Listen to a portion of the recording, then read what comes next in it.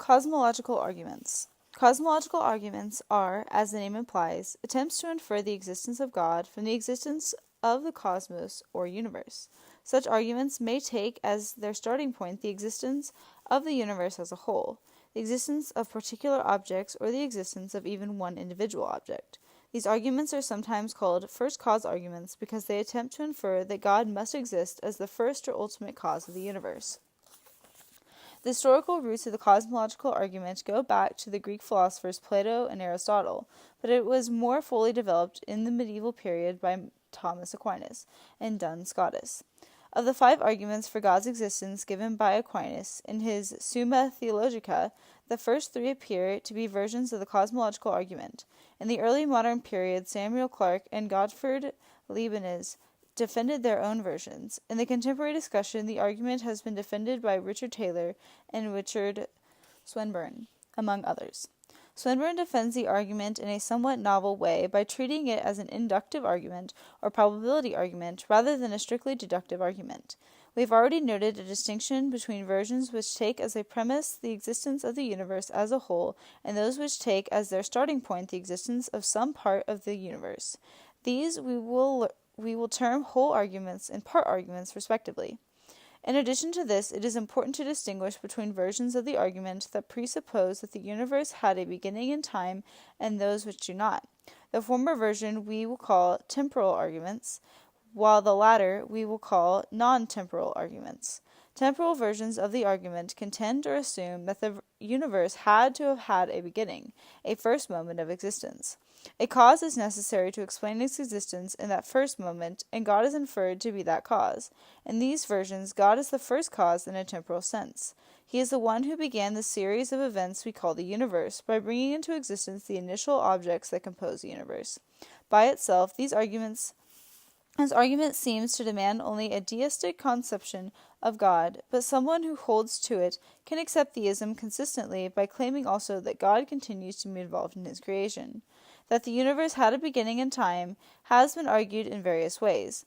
Some have claimed that an actual infinite temporal series, such as the past would be if the universe were eternal, is impossible. Others have claimed that scientific theories, such as the Big Bang Theory, provide evidence that the universe's having had a beginning. We shall not pursue these claims further because the majority of philosophers who have defended the cosmological argument have claimed that it is sound regardless of whether the universe had a beginning. Aquinas, Leibniz, Clarke, and Taylor have defended non-temporal versions. They have claimed that God is the necessary cause of the existence of the universe both now and for as long as the universe has existed, even if it has always existed. God is the reason why there is a universe at all, regardless of whether the universe is young, old, or infinitely old. What is it about the universe that supports the claim that it requires a cause and that its cause must be God? The usual answer hinges on what may be termed the contingency of the universe. If we look around us at the universe, each object we see, and all of them taken collectively, appears to be the kind of thing which does exist but might easily have not existed. There seems to be no natural reason, that is, no reason given in terms of the laws of nature, why the objects of our universe exist, or even why there should be a universe at all. In short, we find in the natural order no explanation for why there is something rather than nothing. The things we see do not appear to be things which had to exist, things which exist necessarily. Rather, they are all contingent. Things which do exist might not have. It is then natural to wonder why they exist. What is the cause of their existence? If the cause of a thing is something contingent, then the existence of that something will also require an explanation. Ultimately, the explanation of any contingent being existent will be incomplete unless it culminates in the causal activity of a necessary being, a being that cannot fail to exist, a being that is the cause of the existence of all contingent beings. A necessary being is the only kind of being whose existence requires no further explanation. In short, there is an ultimate explanation for the existence of a contingent being only if there exists a necessary being. We can formalize the key elements in the argument as follows. 1. Some contingent beings exist. 2. If any contingent being exists, then a necessary being must exist because contingent beings require a necessary being as their ultimate. 3. Therefore, there exists a necessary being, which is the ultimate cause of the existence of contingent beings. As many critics have pointed out, this version of the cosmological argument is not a proof of God's existence because, even if it is successful, it proves only the existence of some necessary being that is the cause of all contingent beings. It does not even establish that there is only one such being. It does not establish that this being is omnipotent, omniscient, perfectly good, and so forth. Attributes a being must possess to be God. Nevertheless, given that God is taken by theists to be both a necessary being and the creator of the universe, a successful cosmological argument would obviously constitute a crucial part of a cumulative case for theism. Once more, we have before us an argument that appears to be formally valid, so the interesting questions are whether it is sound or whether it functions as successful proof. Before attempting to decide these questions, however, we will first deal with 3 common and popular objections to the argument. These objections may have force against some versions of the argument, but despite their popularity, they are irrelevant with respect to the version we are considering. Pointing this out will bring into focus the real issues. Objection 1. The universe might have always existed. Reply. This objection applies only to temporal versions of the argument. Our version does not assume anything about the age of the universe. It is compatible with the possibility that the universe has always existed. The thrust of the argument is that the present existence of contingent objects requires that there be a necessary being. Objection 2. If everything requires a cause for its existence, then God also requires a cause for his existence. Reply. This objection is misguided, because the proposition that everything requires a cause for its existence is not a premise of the argument. There is, in premise 2, an implicit assumption that all contingent beings require a cause for their existence, perhaps even some implicit assumptions that the kind of cause that contingent beings require. But God is not a contingent being. It is not arbitrary to deny that God has a cause, because if God did have a cause, he would not be God. As we discussed in Chapter 2, only a self-existent or necessary being can qualify for the title of God, and it makes no sense to ask about the cause of such a being. Objection 3. Argument commits the fallacy of composition, which occurs whenever one observes that each of the members of some collection has a certain property and infers that the collection as a whole must have that same property. For example, it would be a fallacy to infer one's family as a whole weighs less than 200 pounds on the grounds that every individual of the family weighs less than 200 pounds. Likewise, even though every individual object in the universe has a cause, we cannot infer that the universe as a whole has a cause. The existence of each object in the universe can be explained in terms of other objects, and there is no need to explain the existence of the whole. Reply. This objection is irrelevant, since the argument as we have presented it is a part argument rather than a whole argument. Recall the way these terms were defined earlier. In other words, the version of the argument we are considering references only individual contingent objects, not the collections of all contingent objects. Furthermore, although many versions of the cosmological argument do begin by claiming that the universe as a whole is contingent and requires a cause, it is by no means obvious that these whole arguments commit a fallacy. Inferences about the composition of a whole from its parts are not always fallacious. One can validly infer from the fact that every state of the United States is in the northern hemisphere that the United States as a whole is in the northern hemisphere. It seems plausible that if every object in the universe is contingent, then the universe as a whole is contingent. The mere fact that there are many contingent objects in the universe certainly does not by itself entail the whole collection is necessary. Regardless, the version of the argument we are considering does not make use of any part-to-whole inference, so we can safely put objection 3 aside. With these 3 irrelevant objections out of the way, we can now consider the soundness of the arguments. This is made considerably easier by the fact that the argument has only 2 premises. Premise 1 says simply that some contingent objects exist.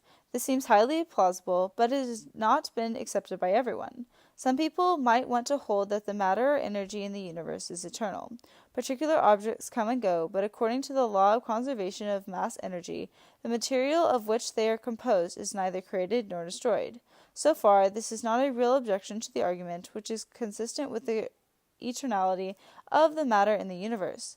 But suppose someone went further and claimed that the matter composing the universe is not only eternal, but also necessarily existent. That is, it could not have failed to exist. If this person then went on to claim that the only objects that really exist are the eternal constitutes of matter, whatever those may be, then he would be denying premise 1. He would be saying that no contingent being exists. It is important to see how extreme this conclusion really is. It implies that, strictly speaking, there are no chairs, no human bodies, no planets, no objects of any kind other than the eternal constitutes of matter, a claim most would consider self-evidently false. Without this last stipulation, that only eternal objects are real, the objection might seem more plausible. But in this case, it does not strictly undermine the argument, because the objector's view would still imply the existence of a necessary reality as the cause of complex contingent beings. However, in this case, this cause would be matter itself. The eternal constitutes of matter would be necessary beings, and would thus satisfy the requirements of the argument's conclusion. In any case, someone who thinks of matter as necessary thereby implies that at least one of the features of the theistic God is actually a feature of the natural world. One might say that this is not so much that God's existence is being denied, as the existence of God as a person distinct from the universe is being denied. Implicit in the claim that matter is necessarily existent, or that bits of matter are necessarily existent, is sometimes much like a commitment to pantheism. The person who rejects the argument is committed to saying not merely that the material universe has in fact always existed, but that the universe, at least its ultimate parts, could not possibly fail to exist. It appears then that rejecting premise 1 comes at a steep price. At best, it commits one to a rival metaphysical perspective that is either pantheistic or close to it. It seems more likely that the contemporary Western critics of the argument would quarrel with premise 2, which states that if any contingent being exists, then a necessary being must exist, because a contingent being requires as its ultimate cause a necessary being. This assumption is complex and could be denied in two ways. First, someone might claim that in certain cases the existence of a contingent being can be uncaused. Second, someone might claim that although every contingent being requires a cause for its existence, there is an infinite series of contingent beings, each of which has another contingent being or beings that is cause.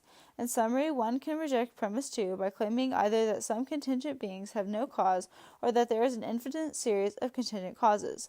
The first, or no cause objection, is essentially a claim that some contingent objects have no explanation. They just exist. Their existence is what is often called a brute fact. The defender of the argument will respond that it is unreasonable to claim that the existence of any contingent thing is simply a brute fact. The defender's reasons for claiming this will be made unclear momentarily. The second response, the infinite series of causes view, is somewhat different, since the proponent of this objection claims that each and every contingent thing has a cause, namely some other contingent thing or set of things. Since the series is infinite, no individual lacks a cause. The proponent of the cosmological argument can deal with this infinite series views in two ways. First, she might concede that each and every individual contingent object has an explanation, but claim that what has not been explained is the existence of the whole series. Why is there an infinite series of contingent objects rather than nothing at all? This effectively converts this argument from a part argument to a whole argument. This will require the defender of the argument to claim that the contingency of the whole of the universe can validly be inferred from the contingency of all of its parts. A second option for the proponent of the argument is to claim that the explanations of existence offered by the infinite series view are unsatisfactory, because an infinite series of contingent causes would never provide an ultimate explanation for the existence of any contingent being. Contingent object A exists because of the contingent object B, but since B's existence is contingent, it is natural to ask why B exists as well. To the extent that question is unanswered, one could conclude that A's existence has not been completely explained.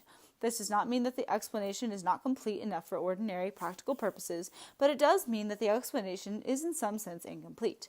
This is why the defender of the cosmological argument finds the infinite series view defective.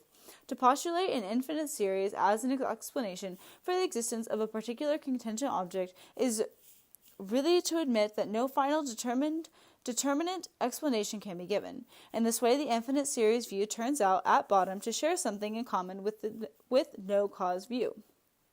Both claim that the existence of contingent beings, either select contingent beings or the entire infinite series of contingent beings as a whole, has no determinative cause. Both, therefore, entail that there is, in the final analysis, no complete explanation for the existence of such beings.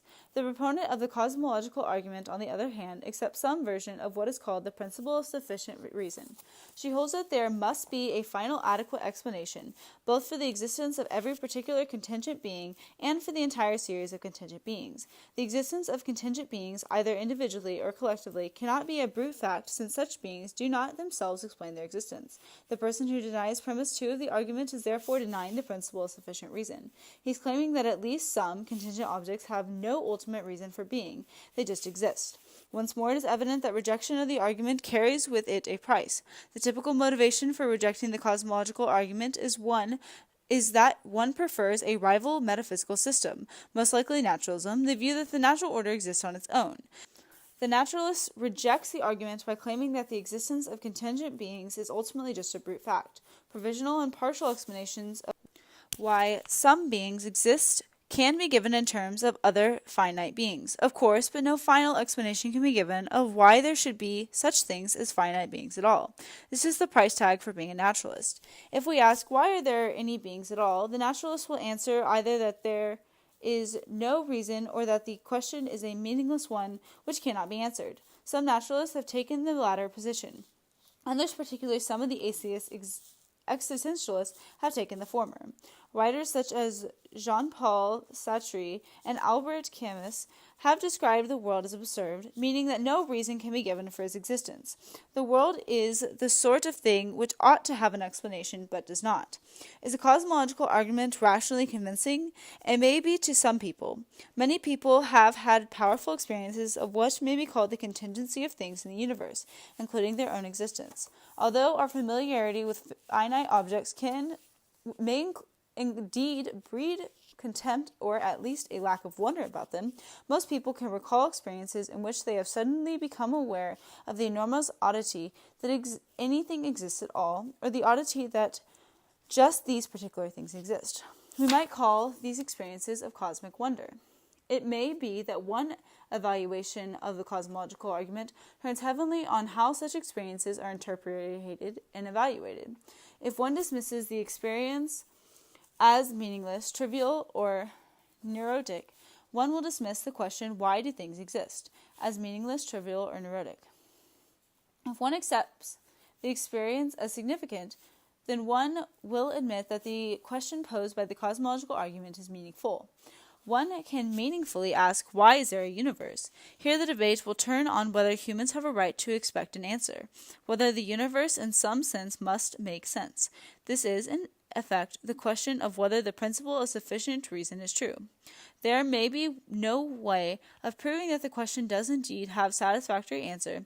One might, of course, try to show that the consequences of rejecting the principle of sufficient reason in other contexts are unacceptable.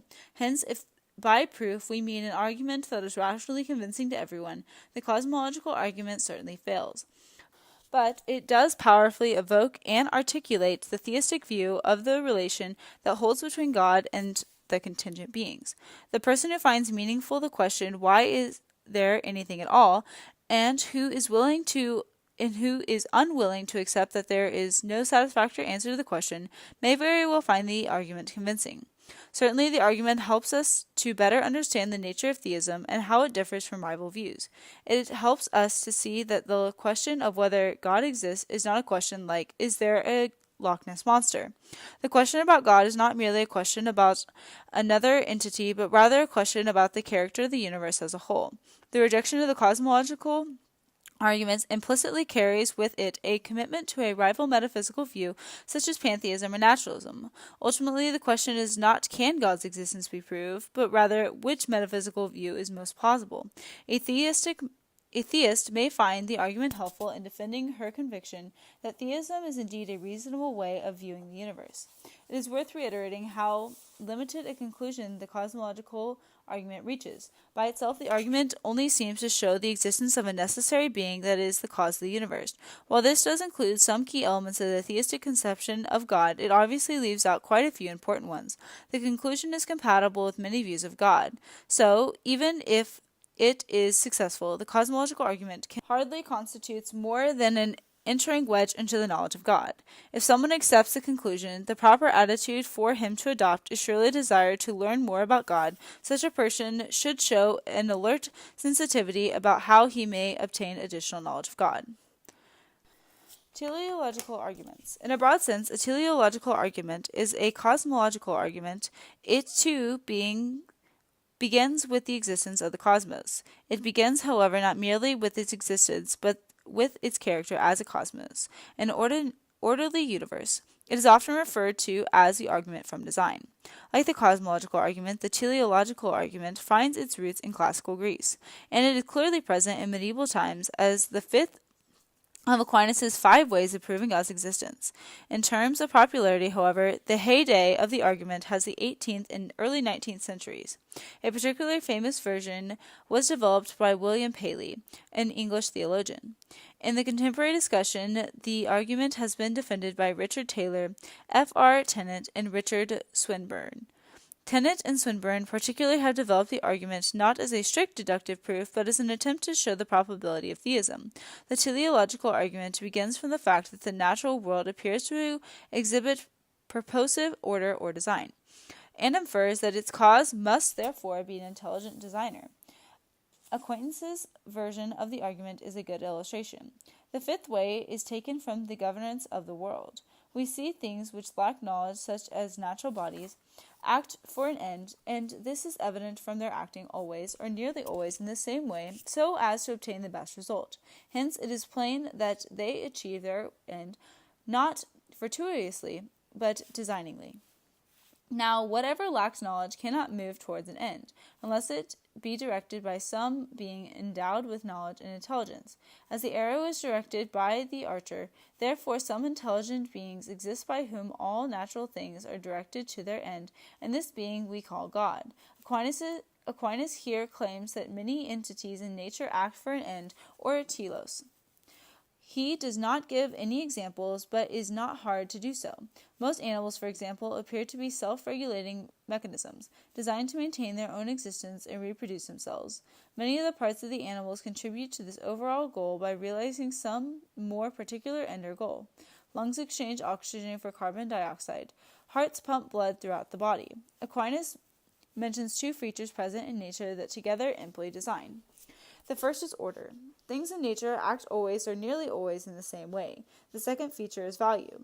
The order in nature brings about results that are good. We shall term this kind of order beneficial order.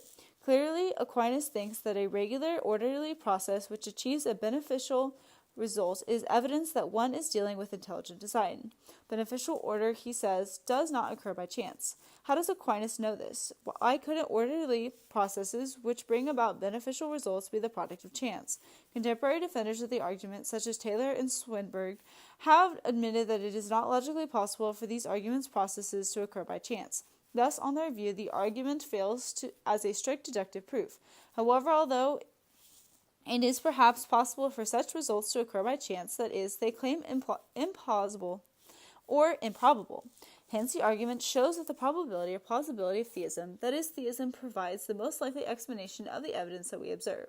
This kind of reasoning is often called inference to the best explanation. One way, though perhaps not always the only way, of defending the crucial claim that it is improbable that the beneficial order could be the result of chance is to make an appeal to our experience analogous entities. Complex machines like watches and cameras show the same kind of complex beneficial order as do natural objects. We know that these machines are the result of intelligent design, and it is reasonable to conclude that objects in nature which are analogous to these machines are probably to be explained in an analogous manner. Paley's famous argument proceeds in this way, and David Hume's Dialogues Concerning Natural Religion gives a well-known statement of the argument in the form of an analogy. Hume also presents many criticisms of the arguments, some of which will be considered presently. It is worth noting that teleological arguments, like cosmological arguments, can be divided into those which begin with the whole of nature and those which begin with parts of nature. The former attempts to show that nature as a whole must be understood as one teleological system. The latter takes as its starting point the existence of particular teleological systems within nature. The advantage of the whole type of argument is that the conclusion will obviously be the existence of a cause of the whole of nature. The disadvantage is that it is difficult to show that the universe as a whole aims at some goal or end. It may, but it does not seem evident that it does. The part type of argument is therefore easier to defend, but if one is not careful, the argument is subject to charges of committing the fallacy of composition, and that it draws an inference about the cause of the whole of nature from observations about the character of some parts of nature. The fallacy can be avoided by arguments that reason by way of inference to the best explanation, but, as we will see, concerns may be raised about the likelihood of the conclusion. Let us now formulate some versions of the teleological argument and consider their merits and demerits. The following is a simple version. 1. There exists in nature many examples of beneficial order. 2. Beneficial order is best explained as the result of an intelligent designer. 3. Therefore, nature is probably the result of an intelligent designer. The conclusion can at best be probable for 2 reasons. 1. An inference about the whole of nature is being drawn from an observation about parts of nature. 2. It is not certain that beneficial order can only come from intelligence. Most criticisms of this argument will focus on premise 2. Must we explain the existence of beneficial order in nature as the work of a designer? Alternative formulations of the argument shift the criticism elsewhere. For example, the argument can be put as follows. 1. Nature contains many instances of design. 2. Design entities are the result of a designer. 3. Therefore, nature is probably the work of a designer. This formulation makes the second premise virtually tautologous. But now the critic will question the truth of the first premise. Is the appearance of design in nature genuine design, or is it merely apparent? If the first premise is read as nature contains many instances of apparent design, then its truth seems undeniable. But then the argument will not be valid. The conclusion that nature is the work of a designer is not even rendered likely by the premises. The underlying problem remains how one knows that the beneficial order that we find in nature is not simply, in Aquinas' words, fortuitous. The analogical versions of the argument, as mentioned, try to confront this problem head-on. For example, we might argue as follows. 1. Objects in nature are analogous to man-made machines in that their parts work together to achieve some end or purpose. 2. Man-made machines are the result of intelligent design. 3. Analogous effects tend to have analogous causes. 4. Therefore, objects in nature are probably the result of something analogous to intelligent design. As we see from this, the appeal of analogy can generate a self-contained argument. Alternatively, the considerations appealed to here could be employed to back up the debatable second premise in our original argument. In general, criticisms of teleological arguments can be divided into 2 groups. The first includes those criticisms which attack the strengths of the argument by claiming that intelligent design is unnecessary to explain the order in the universe. The second group of criticisms focuses on the religious worth of the argument, questioning whether the intelligent designer that the argument infers is identical to the God of theism. Both kinds of criticisms are given classical statements in Hume's Dialogues Concerning Natural Religion. Let us take the former type of attack first.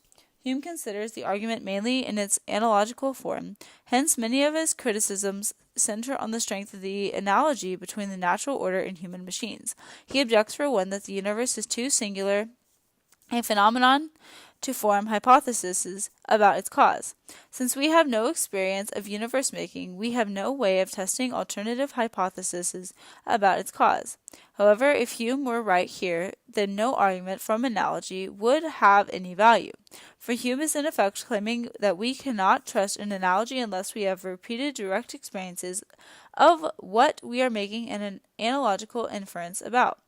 In this case, universes. But if we had such direct experience, analogous reasoning would be unnecessary. A more serious objection, however, is Hume's claim that alternative explanations of the order of the universe are possible. Perhaps the order in the universe is somehow inherent in matter. Perhaps the order of the universe is in reality the result of blind, mechanical processes. Though Hume preceded Darwin, we get a sense of the full force of Hume's objection when we consider it in light of Darwin's theory of evolution. Interpreted naturalistically, Darwinian evolution gives an explanation of the order of the universe that is a rival to theistic explanations. On the Darwinian account, facts about order in nature, for example, that creatures are so well adapted to their environments or that the organs of creatures are mutually coordinated, are explained by random variations in the principle of survival of the fittest.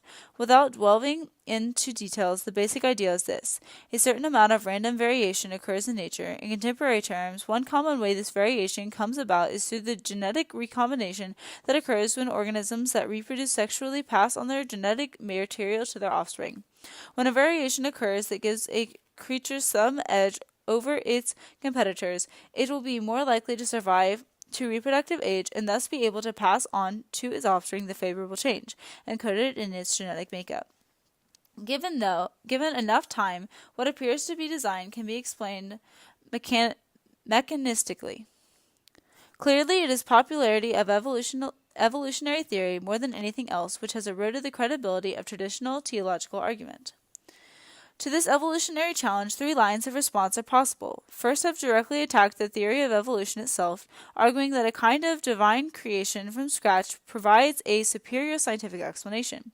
This is the position of some who have advocated the teaching of creation science as an alternative to evolution. A second line of response is to concede that an evolutionary process has occurred, but to argue that the process is not one that can be understood or explained purely mechanistically. Chance variation and natural selection are inadequate to explain the order which has evolved. Instead, it seems more plausible to see the process of one guided, at least at certain points, by intelligent design. A third response concedes the validity of Darwinian or neo-Darwinian theories as scientific explanations of the order in the universe, but questions whether an ultimate explanation is not still required. Mechanical explanations and teleological/design explanations are not always incompatible. If a person who desires to achieve some result, say the production of shoes, designs a machine to achieve that result, then 2 kinds of explanations are possible. One can explain the appearance of shoes mechanically, in terms of the operation of the machine, but of course the machine operates as it does because it is a means for achieving the result. It was designed to do so. Hence, a more complete explanation of the result in terms of the purpose of the machine's designer is also legitimate. It is not by accident that the machine achieves its beneficial results. In a similar way, the defender of the teleological argument might claim that the evolutionary process, even if it is a mechanical process, is simply the means whereby God, the intelligent designer, realizes his purposes. The evolutionary process, if it does indeed occur, occurs only because the laws of nature operate as they do. These laws are themselves a clear example of order whose ultimate outlaws are themselves a clear example of order whose ultimate outcome is beneficial order.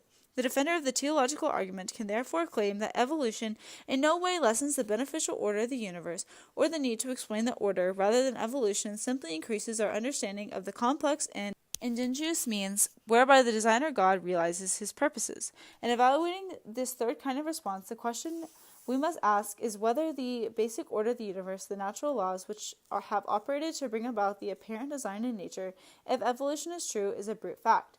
It seems clear that the laws of nature and physical constants, example the mass of an electron, the speed of light, Planck's constant, etc., are contingent. They could have been different.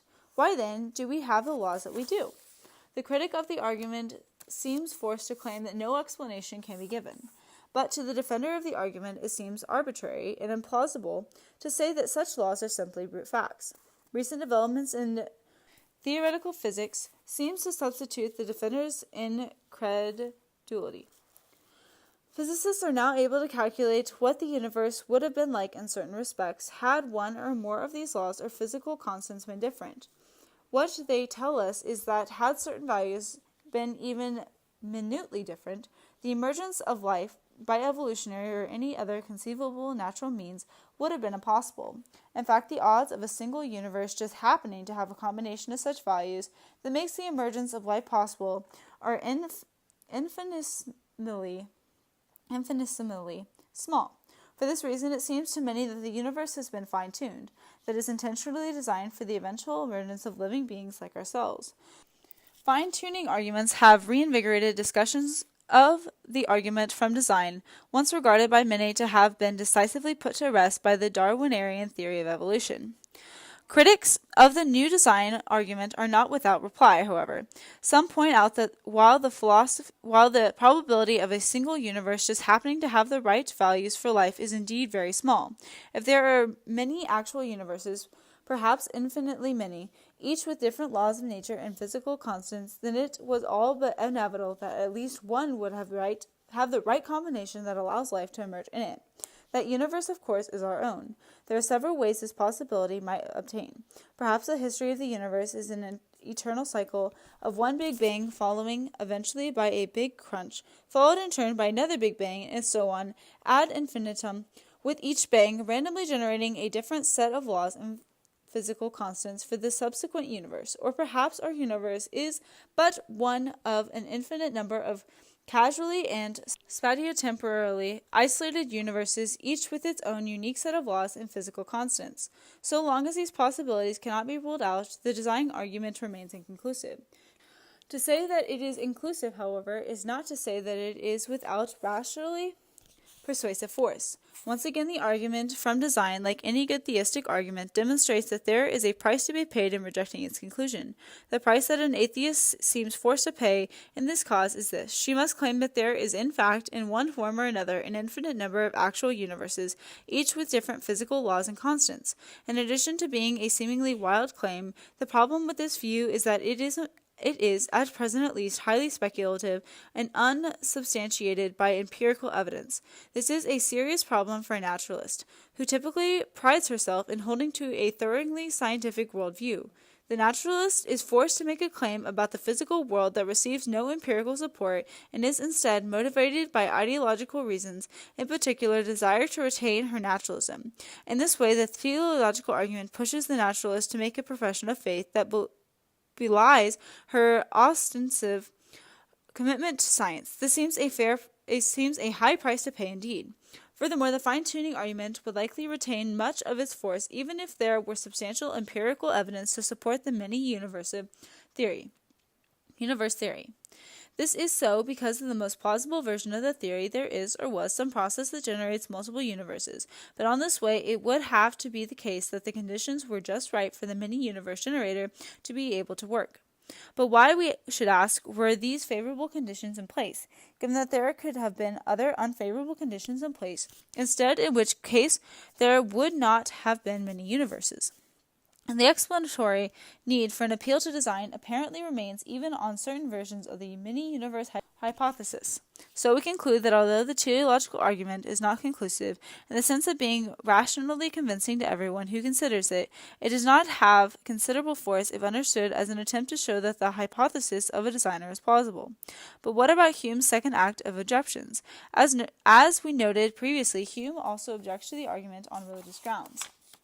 He says that the argument does not really show that the God of theism exists. The designer of the world might in many ways fail to resemble the God of Christianity, Judaism, and Islam.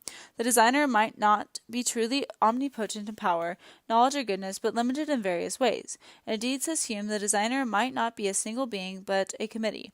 Richard Swinburne has responded to the objections by claiming that the hypothesis of theism is more probable than the finite gods.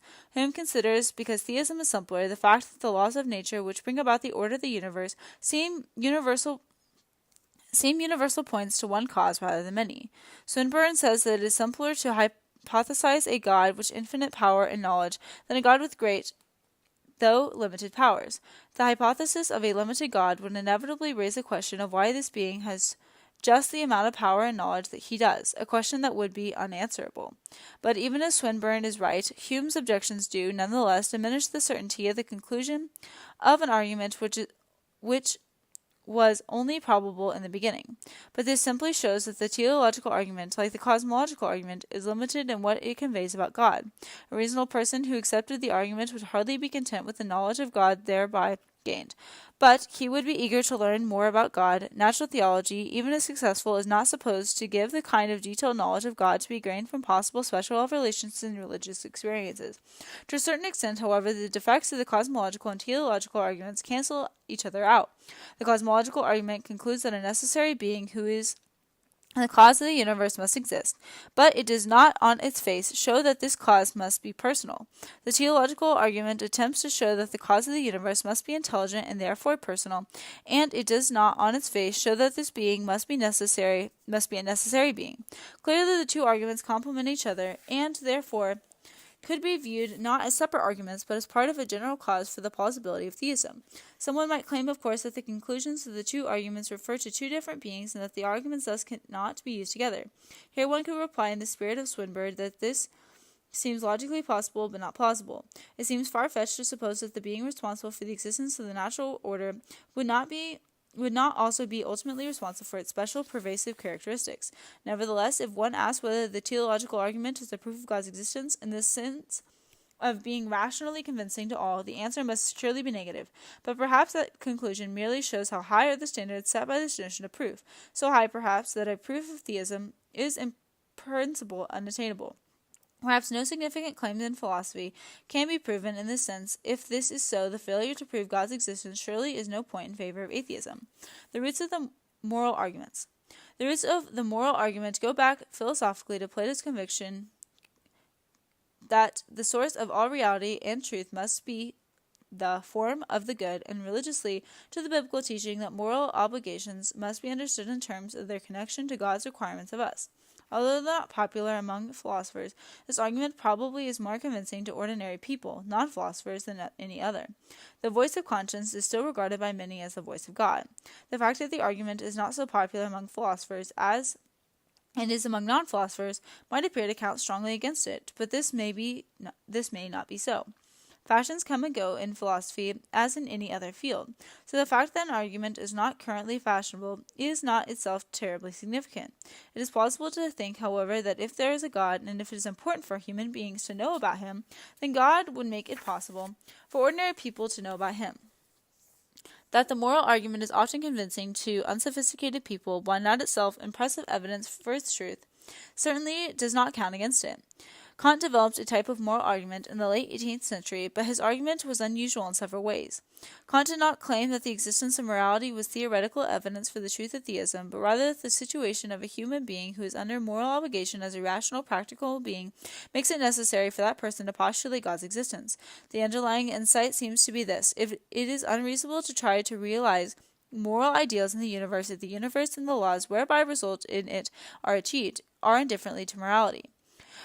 The rational moral agent must see the universe as the arena for moral endeavor, and so must believe that a moral reality lies beyond the natural order. In summary, it is responsible for one to heed reason's demand to behave morally only if we live in a moral universe. So the requirements of reason demand that we live in a moral universe, and since the idea that we live in a moral universe makes sense only if God exists, we have rational reasons, rational in that they emerge from the requirements of reason for belief in God.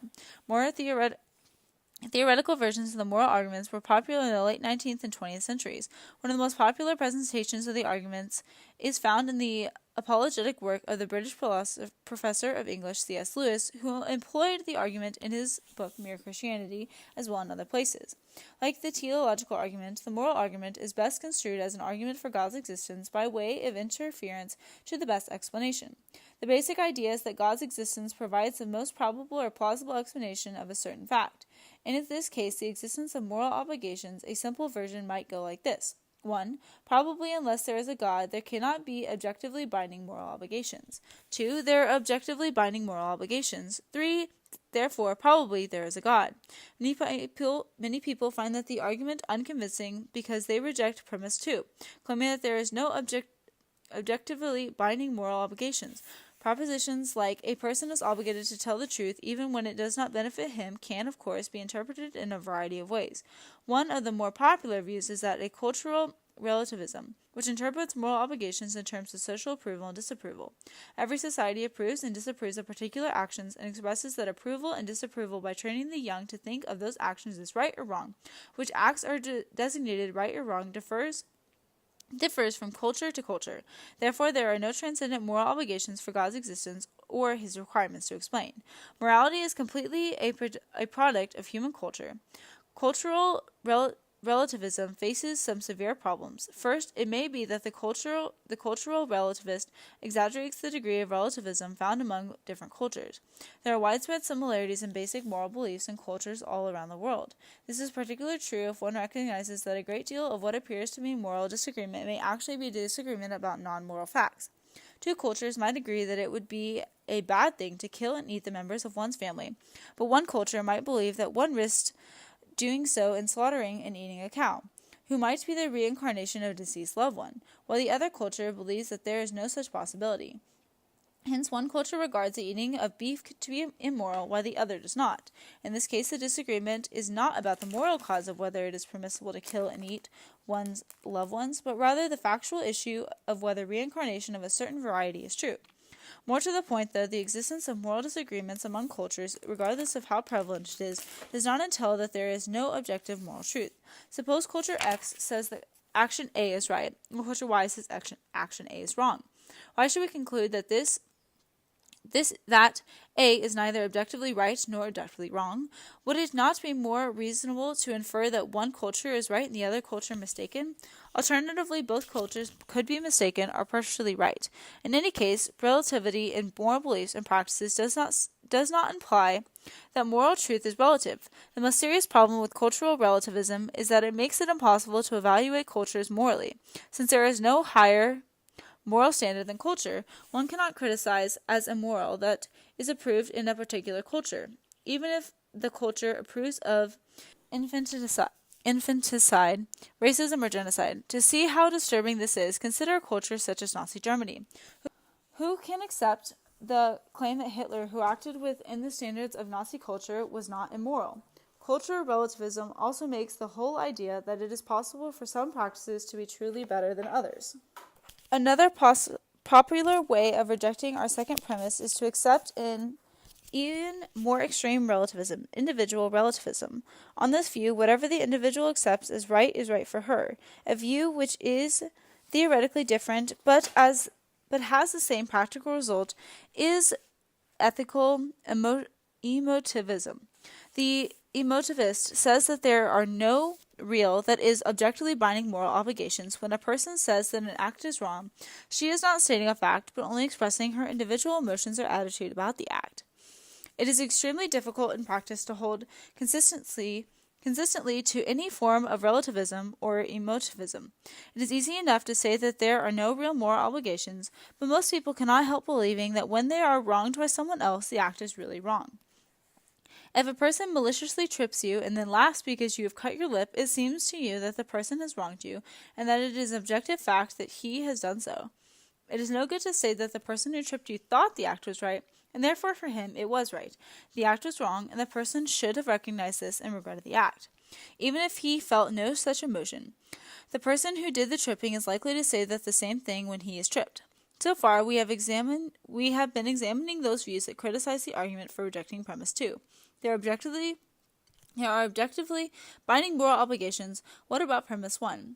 Probably, unless there is a God, there cannot be objectively binding moral obligations.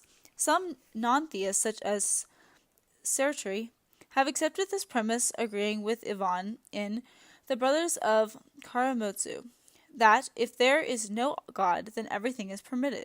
Sartre agrees that there can be no objective moral obligations without God, and he therefore tries to ground morality in the personal choices of the individual, which appears to be a form of individual relativism. Other non-theists, however, are unwilling to concede premise 1. Naturalistic humanism, for example, tries to show that moral obligations can exist even if there is no God.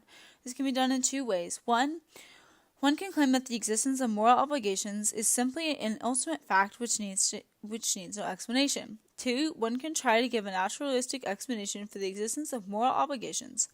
The latter is the more popular alternative. It is possible to survey briefly all the alternative ways of naturalists have tried to explain morality, but there are three of the more common views.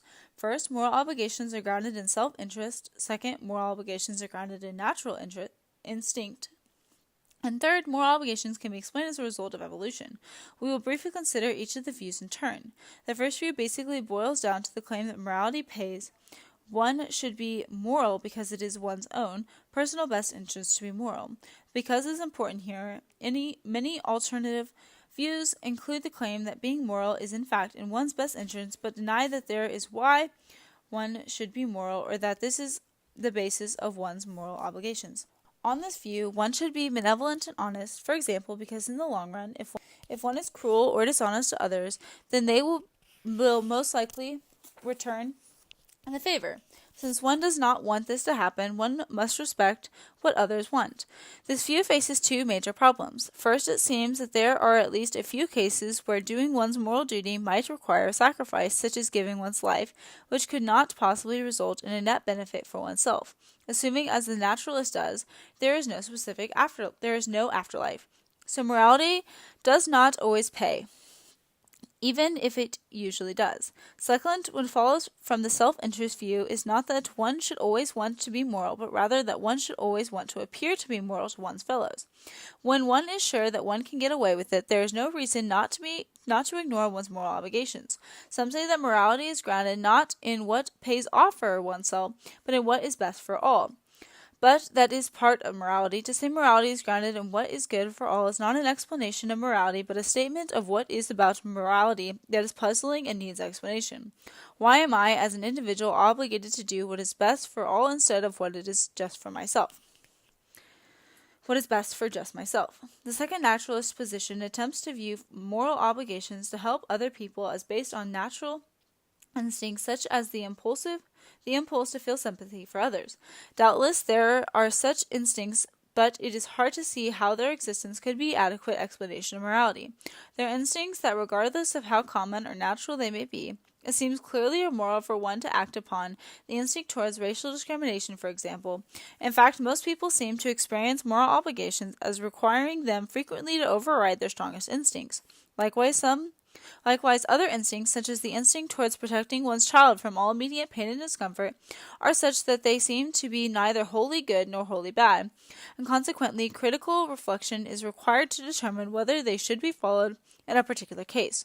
But there seems to be no basis for classifying some instincts as moral and others as immoral, or some as appropriate to act upon in a given situation and others not, unless there is some higher standard for evaluating instincts. To allow for such a standard, however, is to admit that natural instincts are not the ultimate basis of morality, which amounts to abandoning the theory in question. The third way naturalists try to explain morality is by appeal to evolutionary development. Those human beings who had the peculiar notions that they were obligated to be kind, helpful, and so on were more likely to survive than their rivals in the process of natural selection. In this way, evolution is thought to explain the ubiquity of moral beliefs. People who had such beliefs were more likely to survive, but it is hard to see how evolution could account for anyone's being actually obligated. In fact, someone who accepted this evolutionary theory could quite consistently reject the existence of actual moral obligations. Those who do so reject the second premise of the moral argument, and thus need not reject the first premise to avoid the argument's conclusion. In this case, however, they will face many of the same problems as relativists. The heart of the moral argument, then, is the intuition that there would be something very odd about the existence of moral obligations in a naturalistic universe. How in a world which is ultimately the product of time, chance, and material particles did there come to be such things as moral obligations? Perhaps the strongest response to the naturalist is simply to insist that moral obligations are another brute fact. But this would certainly seem to an odd kind of brute fact in a naturalistic universe. In the judgment of many theists, the existence of moral truths is something that needs to be explained, and no naturalistic account is able to do so adequately. But in what way exactly is it thought that God's existence explains the existence of moral obligations? How does it remove or lessen this oddity? Here theists have given a variety of answers.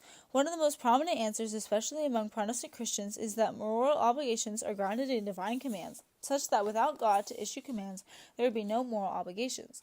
Divine command theories can be developed in two general ways. The more ambitious way seeks to ground the existence of both moral goodness and moral obligation in divine commands. This view is open to several serious and interrelated objections. First, it appears to render God's commands arbitrary. God cannot command us to do what is right, either because it is right or because it is good, since both qualities are determined by God's act of commanding. The view thus implies that God has no more reason to command loving one's neighbor than hating or murdering one's neighbor. Either would be equally good and right were God to command it. Thus God lacks more reasons for commanding one thing rather than another. His commands are arbitrary. This in turn further implies that God could make absolutely any action, say torturing and murdering babies for fun, morally obligatory, just by commanding it. Finally, the view also trivializes divine goodness. It appears that God would qualify as perfectly good no matter what he had chosen to do or command. A more defensible version of the divine command theory then must be less ambitious than what it seeks to explain. Many contemporary divine command theorists hold that God's commanding an action does not make the action good. The action has its property independent of divine commands, but it makes it morally obligatory for humans. God recognizes that what is good and commands us to do it. His commanding us to do it creates an obligation for us to do what is antecedently good. This version of divine command theory thus needs to be supplemented by some independent theory of goodness in order for one to have a complete theory of value. Other theists reject divine command theory as the explanation for morality, although they would disagree that God commands us to do what is right. They argue instead that morality must somehow be rooted in the nature of things, according to theistic human nature theories. In order to understand our obligations, we must understand the human telos, which in theistic terms is the divinely intended purpose for which we were created. Human beings have intrinsic worth in virtue of the way we have been created by God. An example, in virtue of being created in God's image. Consequently, there are specific ways that human beings should and should not be treated. Our moral obligations to treat other people are defined by what promotes and allows us to achieve, individually and collectively, human flourishing. God has created us with moral faculties, such that simply by reflecting carefully on human nature, we are able to discern God's intentions for how we are to treat other people. In principle, then, our moral obligations could read off from a complete and accurate description of human nature. However, in light of the fact that many people's rational facilities are rather limited, not to mention the fact that human moral facilities in general are partially corrupted by sin, God has revealed many of these obligations to us in form of commands. By divine commands, on this view, simply reveal to us that they are antecedently obligated to do, rather than bringing into existence moral obligations. Each view has its advantages. For example, a divine command theory has the advantage of being able to account for individual obligations binding on some particular person or group but not on others, because it allows that God can bring new obligations into existence simply by issuing commands, and God can restrict the scope of certain commands if he so chooses. It seems doubtful that a human nature theory can accommodate such obligations, but human nature theories may have an advantage in being able to account for moral obligations that are binding on us prior to and independently of God's issuing any commands. This might be useful, for example, in a discussion of a contemporary ethical view like cloning, because it affords one the resources to argue for the existence of obligations that one is unable to trace back to any specific commands that God has given us. And many other ways of grounding morality in God are possible. All would agree that the existence of moral obligations makes more sense in a universe in which the ultimate reality is a moral person than it does in a universe where persons are a late and insignificant byproduct of impersonal forces. Much of morality is simply a matter of respecting the worth and value of persons, and that seems more reasonable in a universe which is ultimately personal. Like other arguments we have discussed, the moral argument is certainly not rationally convincing to everyone who considers it. Obviously, we have not shown conclusively that relativism is false or that it is impossible for the naturalist to give an explanation of moral obligations. But once more, it seems that the moral argument does have force, at least for those who hold certain views in ethics. It is also worthy of note that the conclusion of the argument once more complements the conclusion of the cosmological and teleological arguments. A God who provides the basis for moral obligations must be understood as a moral being, a being who cares deeply about the realization of moral values. This is something that could hardly be inferred from the other two arguments. Conclusions. The value of theistic arguments. In looking at these arguments, we have concluded that none of them can be judged to be a successful proof of God's existence in the sense of being rationally convincing to everyone. Whether the arguments are rationally convincing to a particular person depends in each case on whether that person is willing to accept some key premise or premises which are neither self-evident nor absolutely certain. On the other hand, we have found that there is much to be said for some of the debatable premises that many people claim to know them to be true, or at least see them as more reasonably than the alternatives. It would seem that such arguments, individually and especially collectively, could form a case for the reasonableness of theism, at least relative to its rivals. If these conclusions are correct, they are also significant. However, their importance should not be exaggerated. For one, there is a prominent counter-view called Reformed epistemology, which contends that the arguments of natural theology are unnecessary to justify religious belief. We will save discussion of Reformed epistemology for Chapter 8. Even if it turns out that natural theology plays an essential role in justifying religious belief, however, it still faces a huge limitation in that by itself it would leave us a great deal to learn about God's nature and doings. A person content with the meager knowledge of God gained by these arguments would be too easily satisfied. Another limitation is that natural theology is highly theoretical. It seems to lead only to beliefs about God, that is, to propositional beliefs. On the basis of such arguments, one comes only to believe that a God exists, but one does not thereby automatically acquire the kind of personal faith most religions value. In speaking of faith in God, more about this in Chapter 8. By itself, then, natural theology appears somewhat deficient as a means of discovering God's reality, operating as it does on the level of theoretical inference and hypothesis. Despite its usefulness in demonstrating the rational defensibility of theism, perhaps one would be more likely to gain a living faith in God, as well as a more detailed knowledge of God, if one had some direct experience of God, or if God were to reveal himself to humans in some special way. Aquinas, one of the greatest philosophical champions of natural theology, shares this estimation of the value of natural theology. If the only way open to us for the knowledge of God were solely that of the reason, the human race would remain in the blackest shadows of ignorance. For then the knowledge of God, which especially renders men perfect and good, would come to a possessed only by a few, and these few would require a great deal of time in order to reach it.